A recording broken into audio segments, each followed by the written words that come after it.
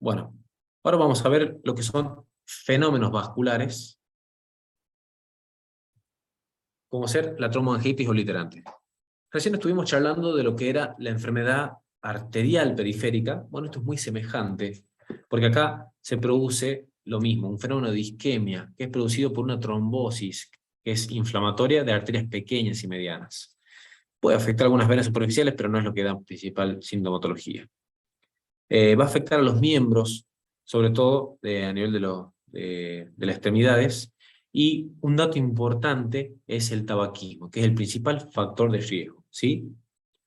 Por eso se dice que es casi exclusivo de los tabaquistas, sobre todo en los pacientes que son fumadores, afecta sobre todo a hombres entre 20 y 40 años, muy rara vez a las mujeres, y se encuentra con mayor frecuencia en personas que tienen genotipos del antígeno leucocitario humano, el HLA-9 y B5. Es mayor prevalencia en Asia y en Oriente Medio. Causas son desconocidas, aunque se sabe que el tabaquismo es el principal factor de riesgo. El mecanismo puede estar relacionado con una hipersensibilidad retrasada o con una angiitis tóxica secundada por el tabaco. Entonces, la tromboangiitis se ven trombos oclusivos con un infiltrado de neutrófilos, linfocitos, que van a afectar a la capa íntima, la capa más interna del vaso sanguíneo. Las células endoteliales van a proliferar, la lámina elástica interna se mantiene indemne, y en una fase intermedia estos trombos se organizan, van a recanalizar en forma incompleta, la capa media está preservada, la capa muscular del vaso está preservada, aunque en algunos casos puede estar infiltrada por fibroblastos. Y ya en los pacientes que tienen lesiones más antiguas, puede aparecer una fibrosis periarterial que a veces afecta a la vena y nervio adyacente. ¿Qué signo y síntoma va a dar? Van a producir los de una isquemia arterial, que son los que estuvimos mencionando, y de trombosis venosa superficial. El establecimiento de esta enfermedad es gradual, va a comenzar en los vasos más distales de los miembros superiores e inferiores, es decir, con la percepción de frío, ¿sí? Va a tener entumecimiento, hormigueo, quemazón. Estos pacientes pueden tener síndrome renal, ya vamos a mencionar lo que es eso, y el paciente puede ya tener claudicación intermitente también. El miembro comprometido va a estar frío, puede tener sudoración excesiva y en algunos casos tornarse cianótico. Posteriormente, este paciente puede desarrollar la presencia de úlceras isquémicas que pueden progresar a gangrena. Se vean cómo el paciente tiene lesiones que son distales, es justamente por la afectación de esos pequeños vasos. En algunos casos, algunas de las lesiones pueden llegar a evolucionar a convertirse en gangrena, ¿sí? Produciendo una isquemia arterial. Vean cómo hasta algunos pueden llegar a tener amputación traumática, o mejor dicho, ya tiene una amputación quirúrgica, pero lleva a evolucionar a este tipo de necrosis. Bueno, los pacientes van a tener pulsos disminuidos o ausentes en una o ambas arterias pedias, por ejemplo, hablando de las muñecas. En pacientes masculinos, fumadores, se puede hacer la prueba de Allen, que estuvimos haciendo la otra vez en clase, en el práctico. Puede sugerir la enfermedad. En las manos, los pies o los dedos afectados suelen encontrarse palidez cuando se los eleva y eritema al descenderlos. La prueba de Allen es para ver cuál de las arterias puede estar comprometida. Se comprime ambas arterias, la radial y la cubital, se le pide al paciente que abra y cierre la mano hasta que se ponga colorido pálido. Se desobstruye una de las arterias y se ve si se vuelve a irrigar y se vuelve a repetir la prueba con la otra arteria, para ver cuál de las dos es la que generaría compromiso. ¿Qué es lo que demuestra esta prueba? Demostraría de ver cuál de las arterias es la que tiene compromiso, si es la arterial o cubital. ¿Por qué? Porque hacen el arco palmar, ambas arterias se anastomosan. Entonces, por ejemplo, si yo le estoy comprimiendo la arteria cubital, ¿sí? Y la arteria radial, el paciente abre y cierra la mano, vemos que se pone blanca. De repente le suelto, y esto se puede hacer hasta que el paciente refiere dolor. Entonces le suelto el dedo de la arteria cubital y veo que la mano sigue blanca. Entonces vemos que allí la arteria radial no pudo suplir porque está siendo tapada, pero al no restablecerse el colorido de la mano, es decir, no volver el colorido rojizo propio de la irrigación, podría llegar a decir que es esa arteria la que está afectada. Entonces esta prueba permitiría ver cuál de las dos arterias puede ser la que tenga afectada, lo que es el test de Allen. Bueno, Diagnóstico de esta patología, tenemos que excluir otras causas que puedan producir isquemia, se puede hacer angiografía. Cuando hablamos con el paciente, el examen físico pueden sugerir el diagnóstico, sobre todo si tiene antecedentes de tabaquismo. ¿Se acuerdan del índice tobillo-brazo cuando hablamos de arteriopatía periférica? Bueno, va a tener un índice tobillo-brazo menos de 0,9. Para las piernas, las presiones segmentarias y para los brazos indican isquemia distal. El ecocardiograma puede excluir que no tenga trombos o que puedan dar origen a un émbolo, una embolia arterial. La angiografía mostraría hallazgos característicos, es decir, aquí ya tengo que pasar a hacer el estudio específico, invasivo, para detectar, porque estas pruebas me pueden detectar que haya falta de irrigación. El ecocardiograma para detectar no tengo un trombo que haya viajado desde la circulación izquierda hacia un gran vaso, y la angiografía muestra hallazgos característicos, es decir, tiene oclusiones segmentarias de las arterias en manos, en pies, vasos colaterales tortuosos, y no tiene aterosclerosis, ¿sí? Eso es el dato fundamental para poder diferenciar esta enfermedad, trombogitis obliterante, de la isquemia arterial producida por ateromatosis.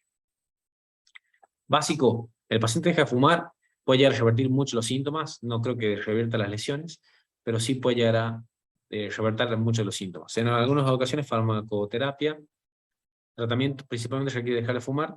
Si se continúa con ese hábito, la enfermedad progresa y puede llegar a evolucionar una isquemia grave, que puede llegar a requerir amputación. Vamos a charlar esto, lo que es el síndrome de Raynaud. Esto capaz que alguno de ustedes lo tiene. Es un vasoespasmo de partes de la mano en respuesta al frío o a la tensión emocional. Produce molestia y cambio de colorido. Primero palidez, después se pone cianótico y después produce eritema o una combinación de ellos. Se puede dar en uno o en varios dedos. En ocasiones se ven afectadas otras regiones acrales como ser la nariz, la lengua, etc. Bueno, la prevalencia global oscila entre 3 a 5%, es más frecuente en las mujeres que en los hombres y también en las personas jóvenes que en los ancianos. Es probable que el síndrome de Raynaud sea secundario a una respuesta alfa-2 adrenérgica exagerada. Acuérdense que estos receptores están a nivel de los vasos sanguíneos, que actuarían demasiado produciendo vasoconstricción ante alguna respuesta adrenérgica, y eso generaría vasoespasmo, que obviamente es un mecanismo que no se lo definió completamente. El síndrome de Raynaud primario es mucho más común en 80% de los casos que el secundario. Aparece sin signos ni síntomas de otras enfermedades. 20% restante de los pacientes con síndrome de Raynaud se evidencia una enfermedad subyacente causal, por ejemplo, alguna esclerosis sistémica, una enfermedad autoinmune, en el momento de la presentación o se diagnostica más adelante. Cuando hablamos de lo que se llama el síndrome de Raynaud secundario, acompaña a varios trastornos y enfermedades, sobre todo el tejido conectivo, ¿sí? El lupus o artritis reumatoidea. Es decir, sepan que el síndrome de Raynaud puede ser primario, es decir, cuando no se asocia con ninguna otra enfermedad, y decimos que es secundario cuando el paciente tiene una enfermedad autoinmune de base, artritis reumatoidea y lupus son las principales causas.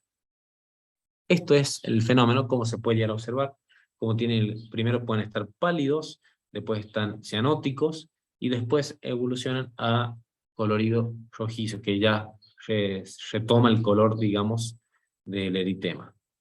Acá vamos a ver lo opuesto, lo que sería la eritromelalgia, y con esto ya terminamos. La eritromelalgia es una vasodilatación paroxística, y que es molesta, ¿no?, de las arterias de los pies, de las manos, menos frecuentemente la cara, orejas, rodillas, provoca dolor urente, aumento de temperatura y eritema. Un trastorno raro puede ser primario, de causa desconocida, o secundario a algunas patologías, como ser enfermedades mieloproliferativas, por ejemplo, que tenga policitemia vera, que sería el aumento del número de glóbulos rojos, o trombocitemia, es decir, el aumento de las plaquetas. Puede ser en hipertensión o insuficiencia venosa, diabetes, lupus, artritis reumatoidea o líquen escleroso. Se puede en la gota también, enfermedades medulares o esclerosis múltiple. Con menos frecuencia el trastorno puede estar relacionado con consumo de algunos fármacos, como ser un bloqueante cálcico como nifedipina. Dolor es urente, quemante, y hay eritema en la zona de los pies o de las manos, duran pocos minutos y varias horas. La mayoría de los pacientes los síntomas se encadenan con temperaturas elevadas, es decir, se exponen a un ambiente cálido y ahí se presenta el dolor. Se alivia típicamente con la inmersión de agua helada y no se identifican cambios tróficos. Es decir, no se vayan a confundir esto con el fenómeno Raynaud. El paciente pone las manos con Raynaud, el paciente con Raynaud pone las manos en agua helada, va a tener un fenómeno Raynaud. Acá el paciente con eritromelalgia tiene que poner las manos en agua helada para que le calmen los síntomas. La disfunción vasomotora generalizada es frecuente y el paciente puede llegar a tener a veces un síndrome de Raynaud, ¿sí? El diagnóstico es clínico y hay que realizar algunas pruebas para detectar las causas. Entonces vean cómo aquí las manos, los dedos sobre todo del paciente, tienden a adoptar ese colorido rojizo, y yo he visto casos así de pacientes que es toda la palma que se pone un colorido rojizo, no solamente la punta de los dedos. Entonces son casos o situaciones que pueden llegar a ver de acuerdo al contexto del paciente. Bueno, 3 fenómenos vasculares para que se acuerden: tromboangiitis obliterante, que es como una isquemia arterial pero sin ateroma, que se llama también enfermedad de Leo-Werger. Estos fenómenos vasculares como ser la eritromelalgia, que es lo que vimos recién, y el síndrome de Raynaud. 3 fenómenos vasculares para que tomen en cuenta y que pueden llegar a detectar en algún familiar o alguno de ustedes también. Muy bien, chicos. Eso es todo. La semana que viene, si no me equivoco, según el programa, es el parcial. Ya van a tener todas las clases en la plataforma. Si tienen alguna duda, los chicos del práctico se pueden llegar a sacar. Los chicos el miércoles también aprovechen a repasar todo lo que puedan, así se pueden sacar dudas en el práctico. Y nos estaremos viendo el día 4 para el parcial, cada viernes. ¿Dudas, chicos? Profe, Sí. ¿queda algún tema pendiente por ver de la teoría? No, esos son todos. Justamente los otros, ya como me habían pedido la profe, ya los grabamos, así que ya lo van a tener en la plataforma. Los otros temas de lo que vendría a ser aneurismas y disección aórtica y aterosclerosis. Bueno, profe, y todo eso con TEPA y COR entran en el cuarto parcial, Y ¿no? TEPA, que es lo que habíamos visto antes del parcial anterior. Bien, profe, Entonces, tengo una duda. básicamente, para que ustedes se saquen, digamos, sepan, es todo lo que es patología cardiovascular, ¿sí? O sea, insuficiencia cardíaca, hipertensión, shock, síndromes coronarios, cardiopatías congénitas, enfermedades arteriales, venosas y linfáticas. Bien, profe. Una pregunta, ¿fibrosis quística dio la teoría? La verdad que no lo recuerdo. No, eso no va a entrar. Eso ya va a quedar para el final directamente. Bien, profe. Listo, entonces. Gracias. Entonces el otro jueves no tenemos ya la teoría. Directamente No, nos veremos el en la otro jueves práctica, no.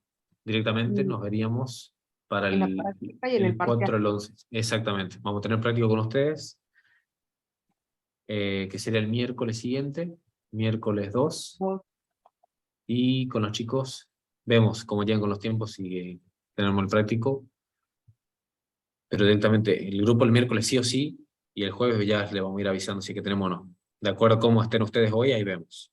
Y el parcial sería la mañana, mismo horario. Sería la mañana, mismo horario que Listo, solemos hacer. listo, profe, gracias. No por nada. Bueno, nos vemos hoy los chicos del jueves, ¿sí? Nos estamos viendo. Chao, profe. Chao, profe. Chao.